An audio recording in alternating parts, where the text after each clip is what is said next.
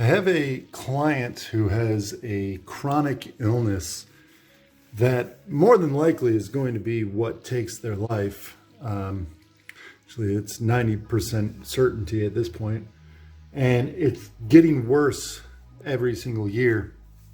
And they asked me, what do I do about it? Now, there's not really a whole lot that they can do. Honestly, obviously, your health is pretty much all you have. Without your health, you really don't have anything.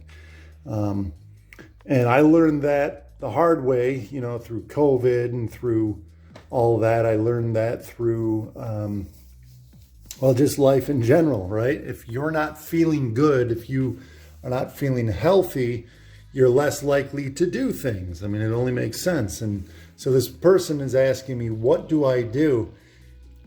And it really comes down to this, and this message is pretty much for everyone out there with or without a chronic illness.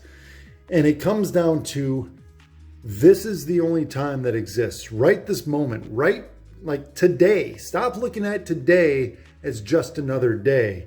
Stop looking at it as I'm trying to get through the day. Now, it's easy to feel that way, especially when you're working daily and you're constantly grinding and you're trying to get somewhere in life. But when your life is disintegrating before you, what do?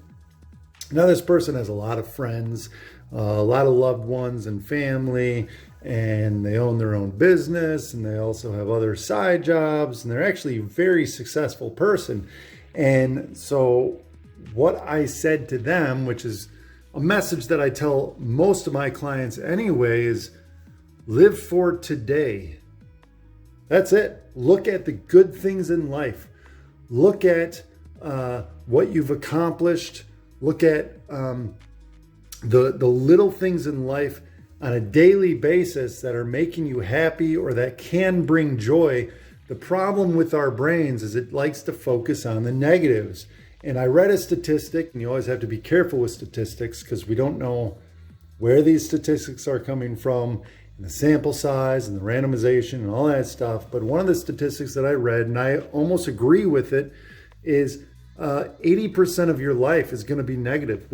Most of life has a negative connotation. I mean, when you're growing up, you're told no a lot, you're yelled at a lot, a lot of your, and which you should be told no a lot because you're just a kid, right? But as you get older, you got to get up for work, even if you don't feel like it. And if you don't get up for work, then you don't eat. And if you don't eat and you don't pay rent and you don't do any of that, well, now you're living out on the streets. There's a lot of negativity to life. So what do you do? That's for another time, but come back to my client. It really comes down to try to enjoy every single day to the best of your ability. Look for something every single day. If you can come up with 3 things, that's even better, but at least one thing a day that brings some sort of joy or pleasure or purpose to your life. Because here's the truth. We don't know where we're going to be in a year. We don't know where we're going to be in 5 years or in 10 years, but I guarantee that in 10 years, you're going to look back and you're going to say, I wish that I had the health that I did 10 years ago. I wish that I had that now. And so I know for me, I have some regrets, and I look back and I'm like, man, I was way healthier. If you don't know, I do have a heart problem, and we tend to get older and things tend to get worse. So I do look back and I say, man, I wish that I took advantage of the health that I had then.